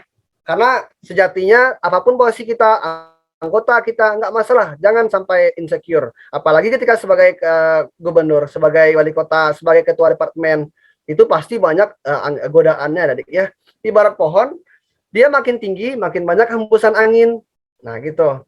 Yang dahulu kiranya rajin sholat 5 waktu di masjid bagi yang cowok gitu ya, ataupun bagi yang ceweknya yang dahulu sering ngaji tilawah 1 hari 1 halaman, tiba-tiba dapat amanah di hima, dapat amanah di BEM, lupa ngajinya gitu ya. Ada nggak kayak gitu bang? Ada gitu. Dan pengalaman itu kawan-kawan dekat abang sendiri juga pernah seperti itu gitu. Dan abang sendiri juga ada seperti itu. Sibuk-sibuk bikin panitiaan, sibuk-sibuk ngurus ini ngurus itu, lupa ibadah gitu ya. Sedangkan tujuan kita masuk organisasi itu menambah ilmu. Nambah ilmu kok bang? Kan ilmu biasa sih. Enggak ya. Menambah ilmu tuh sebisa mungkin setiap referensi kita itu tujuannya untuk akhirat. Jadi menambah ilmu kok menambah juga relasinya juga ada kalau bisa seimbang ya, menambah pahala di untuk akhirat kita gitu ya. Katakanlah seperti abang sekarang gitu ya, mau menuntut ilmu di misalnya di negeri Sakura itu, tujuannya apa? Untuk dakwah ya, untuk kebaikan gitu. Dimana dengan sesuatu yang kita tunaikan ini, sesuatu yang kita peroleh ini menjadi contoh kebaikan gitu. Gitu adik. Begitupun kenapa intinya gitu. Setiap sesuatu yang kita mau kita ambil, yang mau kita peroleh, harus jangan karena Allah gitu ya. Jangan sampai karena yang lain. Karena berbeda nanti hasilnya. Contoh, misal kita mau mau jadi si A misalnya. Ataupun gini, katakanlah sebagai presiden ya, presiden. Kita mau jadi presiden. Niatnya adalah untuk bisa menambah ilmu ataupun menambah teman. Kalau niatnya cuma itu, ya teman dapat. Tapi kalau untuk pahala enggak gitu. Kalau niatnya cuma itu. Tapi niatnya untuk mengubah misalnya. Kita lihat ataupun hal-hal yang nampak adik-adik itu buruk misalnya. Adik mengubahnya. Nah, itulah niat yang baik tadi ya. Nah, mungkin itu sedikit gambaran terkadang perihal niat gitu ya. Ya, bahwasanya emang niat itu harus positif gitu. Harus betul-betul niat karena Allah gitu ya. Banyak yang terjerumus bang, banyak terjerumus gitu. Yang dahulunya itu taat sholat 5 waktu dan sebagainya, tapi ketika masuk organisasi kebalik dia gitu. Nah, jadi jaga-jaga niat gitu. Atau kebalikannya, yang dahulu dia ketika SMA tuh barbar banget gitu ya, kata orang gitu. Tapi ketika dia masuk organisasi, dia berubah, hijrah dia, ataupun dapat orang-orang baru yang bisa mengajak dia kebaikan. Nah, itu bagus. Itu kebalikan gitu ya. Awal yang mana bang? Tentu ada adik yang tahu gitu ya. Dan yang terakhir, karena udah lewat 7.40, karena tadi 17.39 abang lihat tadi. Yang terakhir itu adalah bersyukur kita adik sebagai aktivis gitu ya. Aktivis di kampus. Kenapa? Kalau kata guru abang, aktivis itu seperti air yang mengalir. Dan orang-orang yang pasifis ataupun orang-orang yang kupu-kupu ya, kuliah pulang, itu seperti air yang tenang. Apa bedanya bang? Kalau air yang mengalir, itu tidak akan mudah lumut tumbuh. Gitu. Kotoran-kotoran seperti seperti misalnya hewan-hewan yang bisa hidup di tempat-tempat kumuh tidak bisa hidup gitu ya. Ataupun seperti batang-batang yang lewat tentu tidak akan tertimbun ya di sungai yang mengalir. Tapi berbeda hal dengan sungai yang tenang. Kalau sungai tenang itu tidak hanya lumut yang tumbuh, tapi juga hewan-hewan buruk, hewan-hewan lainnya juga ada di sana. Termasuk juga ketika misalnya ada batang-batang, bahkan hal-hal buruk lainnya juga makin banyak. Apa ibrohnya bang? Apa maksudnya bang? Apa hikmahnya bang? Kalau awak itu rajin, kalau kita rajin beraktivitas seperti aktivis ya seperti kita sekarang, maka godaan-godaan buruk itu akan semakin sulit menganggap kita, menghampiri kita. Kenapa Bang? Ya contoh main game, gamers, ataupun nonton-nonton hal-hal yang buruk, tentu sulit kita gitu. Kalau kita sibuk, bayangkan deh adik-adik tuh, kuliah dari pagi sampai sore, sore ada rape, sore ada kegiatan balik, sore ada ini ada itu, malamnya bikin laporan. Terus kapan maksiat hinggap? Alhamdulillah susah gitu ya. Apalagi misalnya di subuh hari ada lo rape balik, di siko ada lo rape balik. Nah itu yang bikin maksiat itu susah hingga beda dengan kita seperti air tenang. Kita kupu-kupu, kuliah pulang. Apa yang jadi kalau seperti itu? Kita nggak punya agenda, kita nggak punya rutinitas yang baik, yang positif. Akhirnya apa?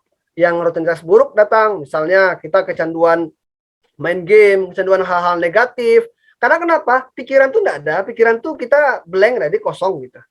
Maka bersyukur kita sebagai aktivis, sebagai salah satu orang-orang yang aktif di kampus ya, tanda kutipnya positif gitu ya, sehingga kita bisa maksimalkan waktu. Bang, ada lo yang aktivis kok tamatnya lambe Bang kayak Abang. Ya, Abang 5 tahun tamat gitu. Dan contoh seperti itu, ambil pelajarannya, berarti apa yang harus dievaluasi? Tentu manajemen waktu. Mako ada nio kerajo banyak-banyak barik-barik Bang di BEM tuh. Awak ada nio tengah ambek tamik dah Bang. Awak gaya awak nyuruh sampai tahun Bang. Awak 3,5 tahun disuruh tamik. Enggak masalah itu adik gitu ya. Kalau adik sudah masuk di BEM, sudah masuk di Hima, di Forsia, di PM, harus komitmen gitu ya. Jangan sampai mundur gara-gara itu gitu. Tapi tapi manajemen waktunya lagi, gimana caranya membuat prioritas gitu. Bang, apakah kalau misalnya udah masuk organisasi nggak boleh izin Bang? Boleh dong, boleh. Yang penting izinnya konfirmasi. Itu saja. Itu saja barangkali dari Abang. Mungkin banyak lebih cerita pengalaman ya. Sorry dari Abang. Barangkali banyak salah dan khilaf, dikembalikan kepada moderator. Assalamualaikum warahmatullahi wabarakatuh.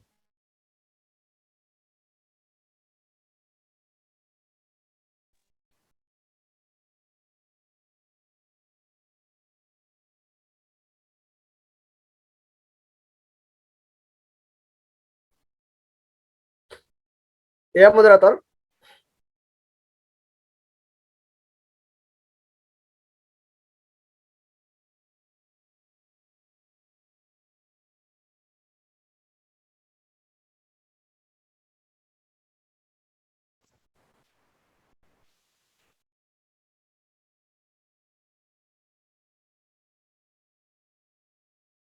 Ya, halo adik. Ya, barangkali mungkin itu sedikit dari Abang, dikembalikan kepada moderator. Jaringannya tidak bagus di Abang karena Telkomsel barangkali. Dikembalikan.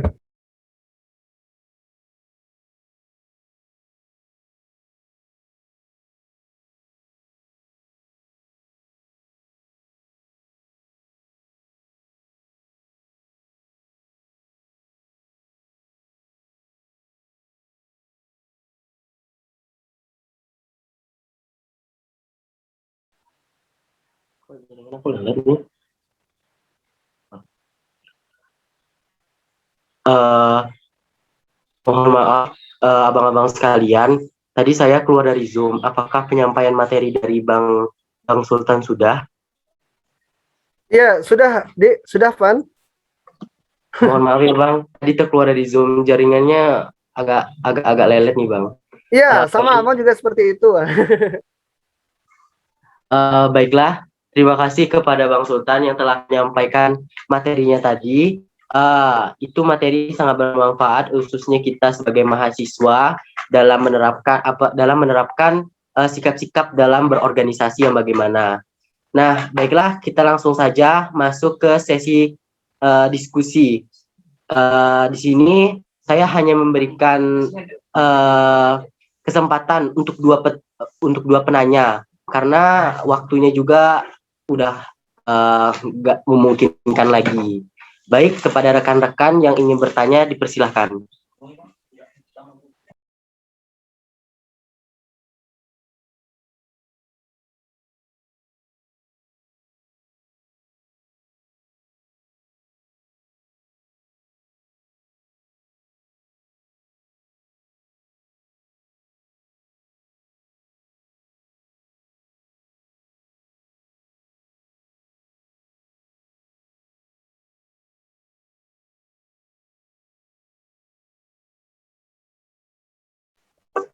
Baik, kepada rekan-rekan sekali lagi Jika ada yang ingin ditanyakan nih mengenai penyampaian materi dari Bang Sultan, dipersilahkan.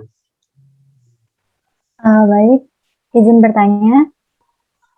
Baik, kepada Kak Anissa, dipersilahkan. Izin bertanya kepada Bang Sultan, bagaimana sih kita ini supaya bisa istiqomah gitu, mempertahankan niat kita yang lillahi ta'ala untuk menjalankan amanah kita dalam organisasi. Mungkin itu saja, Bang.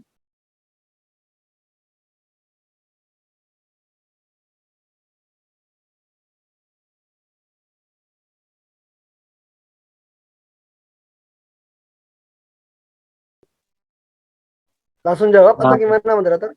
Baik, langsung saya jawab saja, Bang. Silakan, Bang.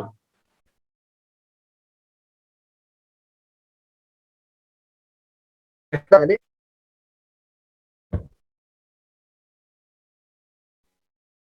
niat dalam berorganisasi, tadi jaringan juga kurang bagus.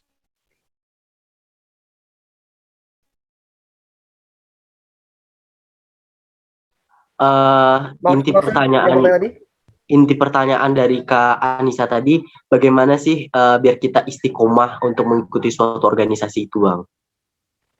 Benar, Kak Anissa? Iya, betul. Bagaimana kita bisa istiqomah dengan niat kita gitu.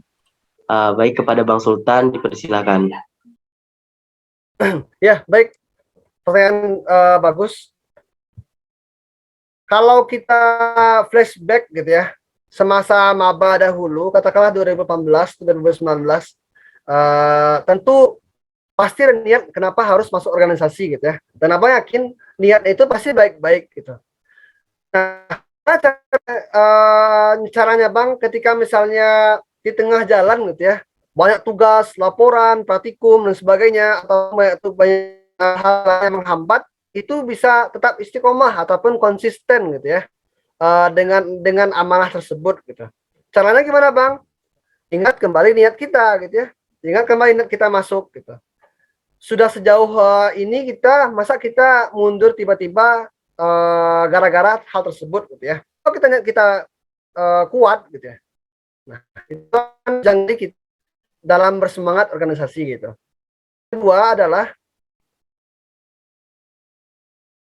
Yang kedua adalah lingkungan ya, sistem. Maka perlu juga cara kita konsisten dalam organisasi tersebut adalah kita pertama jalin komunikasi yang baik di sana. Karena apalagi di masa pandemik sekarang adik-adik gitu. Misalnya adik-adik di Bengkulu, di Jambi, jauh, di Padang, tentu kalau tidak komunikasi maka nggak sampai daripada tujuan organisasi kita gitu, nggak sampai di program-program yang mau kita canangkan gitu. Maka cara terbaiknya adalah bikin lingkungan yang mendukung, supporting system kita gitu. Itu yang kedua. Yang ketiga adalah ya tadi tetap jalan komunikasi gitu ya, dan ciptakan ataupun berikan kontribusi terbaik kita gitu. Misal kita tidak semangat gitu ya, mungkin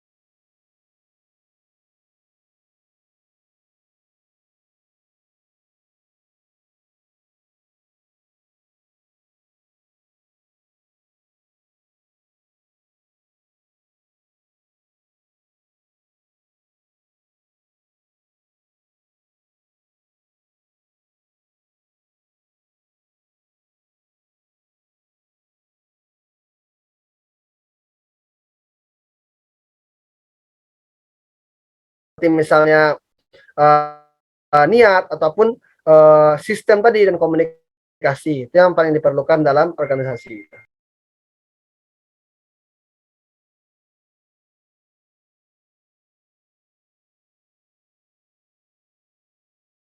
Ya, dikembalikan kepada moderator.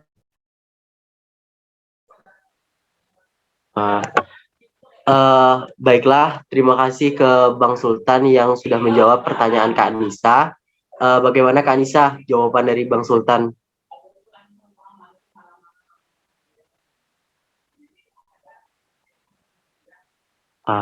Terima kasih Bang, Alhamdulillah sudah mantap. Alhamdulillah. Baik Bang, di sini dari panitia nih, ada salah satu panitia izin bertanya. Mungkin Irfan juga izin bertanya lah juga Bang. Ya, silakan. Iya, izin bertanya juga Bang. Dari panitia itu bertanya bagaimana sih suka duka dalam berorganisasi Bang. Selain itu bagaimana mungkin ada trik atau tips dari Abang organisasi bagus, prestasi juga bagus, akademik juga bagus. Nah, dimana kan yang Irfan tahu nih dari abang-abang yang lain, Bang Sultan nih banyak ikut organisasi. Ya, banyak ikut organisasi. Apa ya? Di jurusan bagus, di UNP juga bagus, di fakultas juga bagus. Nah, tetapi dari banyaknya organisasi tersebut, prestasinya juga masih bagus gitu nah Bang. Mungkin ada tips atau trik nih Bang. Baik Bang, dipersilahkan Bang. Ya, terima kasih Irfan. Sebenarnya mungkin klarifikasi dulu ya. Terlalu banyak memuji adik-adik. Gitu. Abang nggak terlalu sebaik itu. Gitu. Katakanlah banyak organisasi yang betul ya. Abang juga cukup banyak organisasi dan bukan kita ya. PKMB kita kan ngumpul tuh di depan gedung perkuliahan ya ketika itu. Terus dari ratusan orang itu intinya Bang dahulu itu mau tampil itu nggak tahu keburukan atau kebaikan, tapi setelah Bang lihat itu perlu difilter lagi gitu. Dan karena mau tampil tadi dari mungkin karena hasil dari pramuka di SMA kali ya, pantang takut gitu. Akhirnya kadang disuruh ngaji di acara ini acara itu sampai alhamdulillah di dekanat sering diundang di ngaji juga gitu. Dan kalau aktifnya seperti alhamdulillah dulu ikut PIPM, ikut UKBA, English Debate ya. PIPM saya lomba di Bengkulu. Kebalik English Debate UKBA kegiatan bahasa asing itu sampai di Bengkulu lombanya, terus PIPM ikut PKM, terus Youth Research Competition dan lain-lain. Juga alhamdulillah juga ikut di kerohanian kita di UKK maupun di internal di MIPA gitu ya, di Forsia maupun di Hima gitu ya. Nah, bahkan kemarin juga diajak-ajak di BEM, tapi emang ada ladang-ladangnya gitu ya. Karena nggak mungkin semua kita satu badan itu semuanya gitu ya. Itu juga melihat. Tapi yang paling penting adalah sebisa mungkin jika kita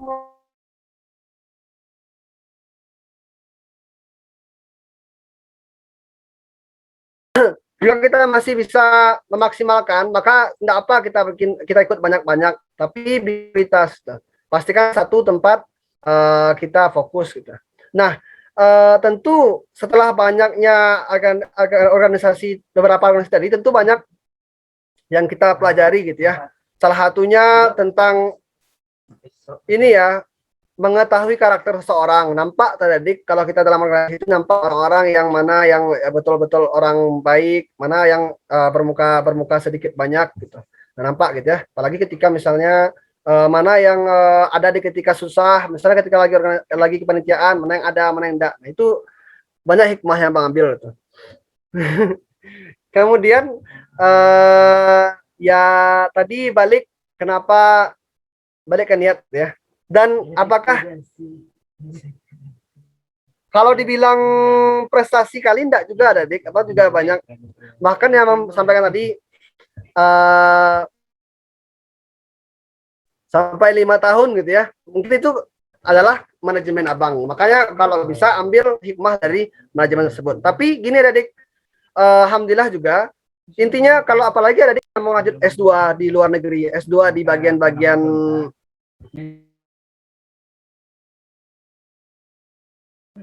di bagian-bagian ini perlu adanya nanti riset penelitian adik gitu. Maka enggak apa dari sekarang mulai publikasi akademik, misalnya ikut lomba-lomba, itu juga rencana abang dahulu gitu.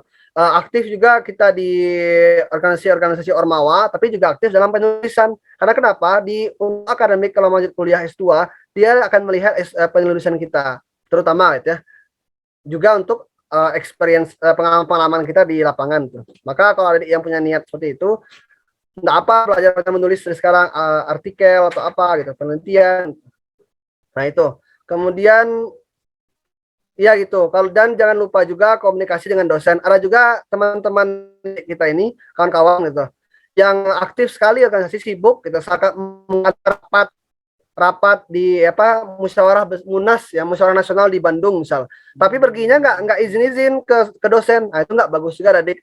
Mau bagaimanapun tugas kita tetap juga belajar diutamakan gitu ya. Kuliah kelas diutamakan. Maka jangan nanti tercap ini kok masa mahasiswa aktivis organisasi kok tidak dengan rancak nilai itu. Jangan sampai seperti itu adik. Maka baiknya diimbangkan antara akademik dengan organisasi. Dan komunikasi dengan dosen bukan menjilat ya, bukan maksudnya kita cari muka ya dosen, tapi mau bagaimanapun ketika kita komunikasi kita kuat, komunikasi kita kuat dengan dosen, maka itu akan memperbanyak koneksi kita untuk peluang-peluang ke depan, ya, peluang sukses gitu.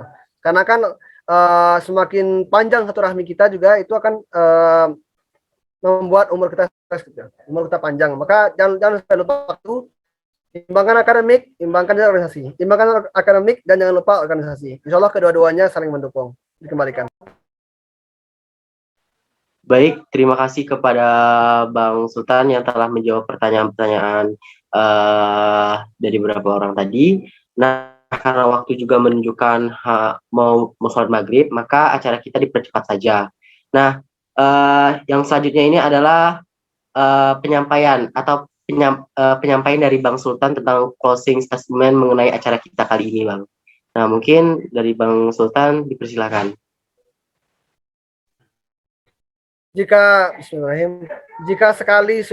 kaki sudah sekali melangkah, jangan sampai mundur, adik. Kalaupun adik sedang lelah, enggak apa berhenti sebentar, tapi jangan mundur.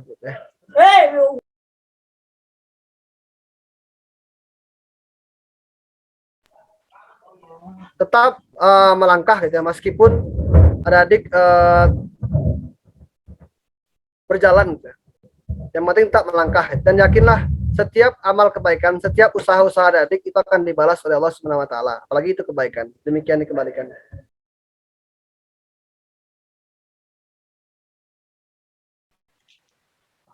Baik, terima kasih kepada Bang Sultan yang telah menyampaikan kata-kata yang sangat memotivasi khususnya diri saya sendiri serta teman-teman abang-abang dan kakak-kakak sekalian.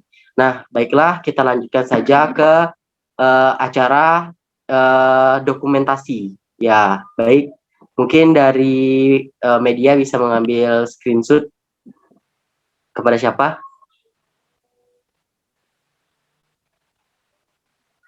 Baik, kepada operator dipersilahkan. Ya, baik. Pertama kita screenshot bersama-sama. Setelah itu nanti ada sesi bagi kenang-kenangan nih dari panitia ke Bang Sultan. Nah, mungkin kita bisa sesi foto bersama dulu. Oke, baik. Saya akan mengambil dokumentasi. Dimohon untuk para partisipan mengaktifkan kameranya.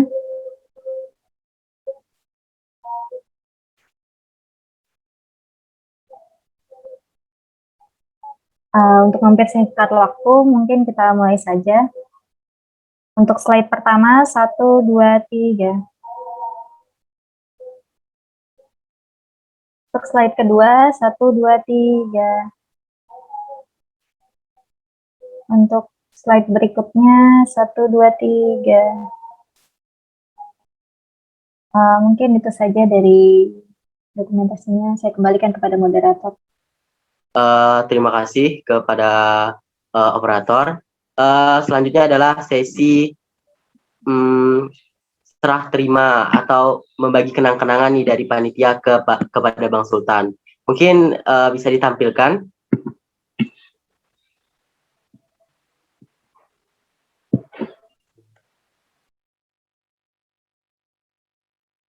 Masya Allah. Baiklah Bang, di sini ada sertifikat nih untuk Bang Sultan. Mungkin penyerahannya secara simbolis saja.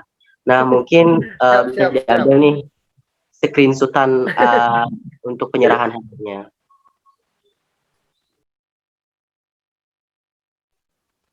Kepada operator dipersilahkan. Oke, Bang, silakan tunjukkan senyuman terbaiknya. 1, 2, 3. Oke, sudah, Pak Irfan, saya kembalikan. Alhamdulillah, terima kasih. Kita masuk ke sesi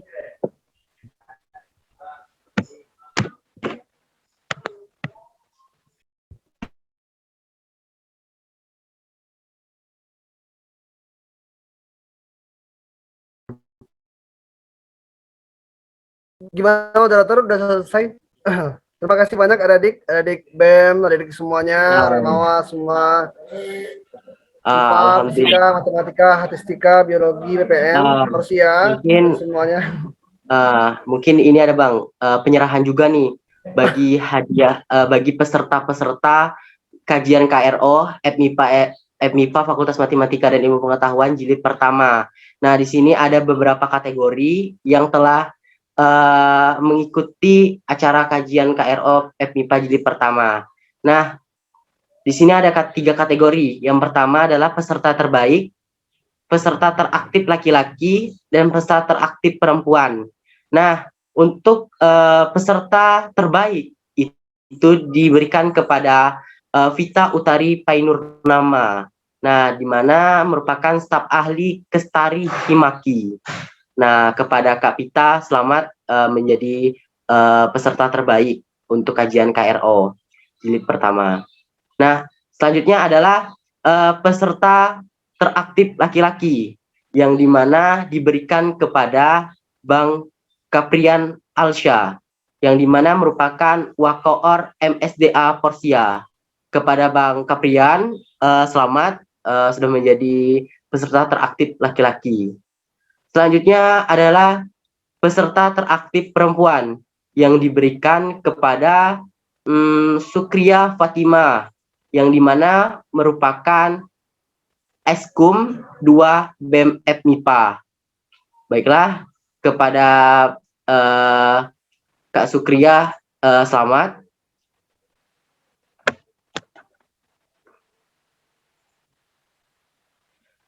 Nah, untuk pemenang-pemenang tersebut mungkin nanti bisa menghubungi panitia-panitianya karena akan mendapatkan suatu hadiah lah dari panitianya. Nah, jadi nanti dihubungi ya untuk yang menang. Nah, karena waktu juga menunjukkan pukul sholat maghrib, maka acara untuk kajian KRO Fakultas Matematika dan Ilmu Pengetahuan jilid kedua kita tutup sampai di sini. Nah, saya sebagai moderator yang memimpin acara kita pada hari ini memohon maaf yang sebesar-besarnya jika ada kata-kata atau perbuatan saya yang kurang berkenan, baik sengaja maupun tidak sengaja. Saya akhiri. Wassalamualaikum warahmatullahi wabarakatuh. Terima kasih semuanya. Waalaikumsalam warahmatullahi wabarakatuh.